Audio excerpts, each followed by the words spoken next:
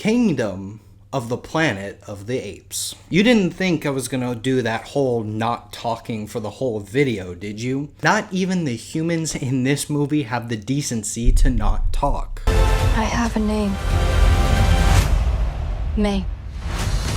Even though Caesar is dead and this movie takes place generations after the events of the last movie, which is fine, just makes me question how long after the last movie this actually takes place. Are we talking ape generations? Because being generous, that's 50 years per generation by today's standards. Unless we're talking closer to primitive human standards of like 20 to 30 years. It doesn't really matter. I just have several questions pertaining to the human part of this movie, which is barely touched on. May herself is really just along for the ride. The main portion is centered around Luke here. Noah. You see, Noah was living a happy little life until it came time for him to risk his life to show he's a man now, or whatever the man version of an ape is. And before he can prove his apehood, his home is burned down by the zealots in what I can only describe as a religious crusade. You see, Caesar has become somewhat of a monkey Jesus, inspiring other apes to follow his rules and his life to the letter, while others say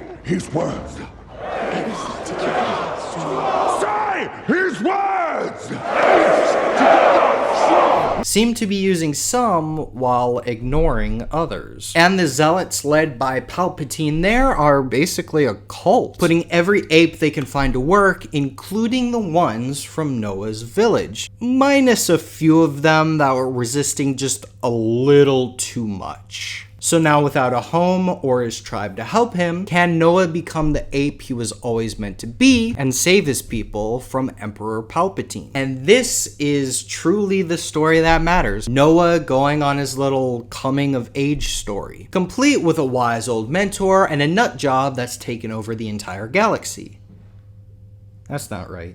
A religious fanatic with dreams of taking over the world. And it does a great job of getting us to care about Noah. He starts off with two companions that all three of them really bounce off each other really well. There is an emotional start to this movie involving Noah and these friends. And of course, like any coming of age story, he's given a lot of room to grow. The main issue with this storyline though comes when he actually starts his journey. He's completely alone. His entire tribe, including the other two companions, have been taken away by the zealots, and now they're replaced with wise old mentor, a character whose whole reason for existing, exposition. Not good exposition. He's basically explaining the plot of the first three movies. So if you haven't seen them, I guess they have you covered. He talks about Caesar's words and that the zealots don't follow it like they should. After all, they don't respect humans. Caesar respected humans, you know. I know not why he did, but he did, and I must tell you that when I first met him. Then you have more exposition about Palpatine and his plans, and even more exposition about May's plans, the human friend that's also along for this journey. There's just a lot of exposition in this movie. Not to mention, as we are moving from our peaceful village to find Palpatine in his base, it's boring. It's wise old mentor talking and talking and talking.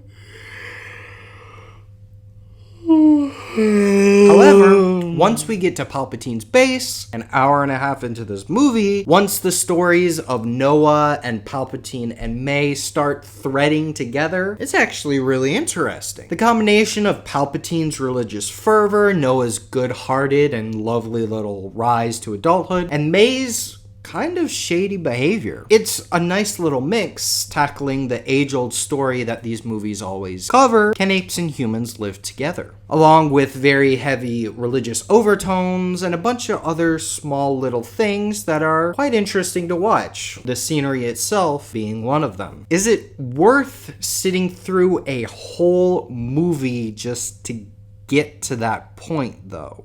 I'm not completely sold on that. But I do think it is worth a watch, just probably when it comes out on streaming.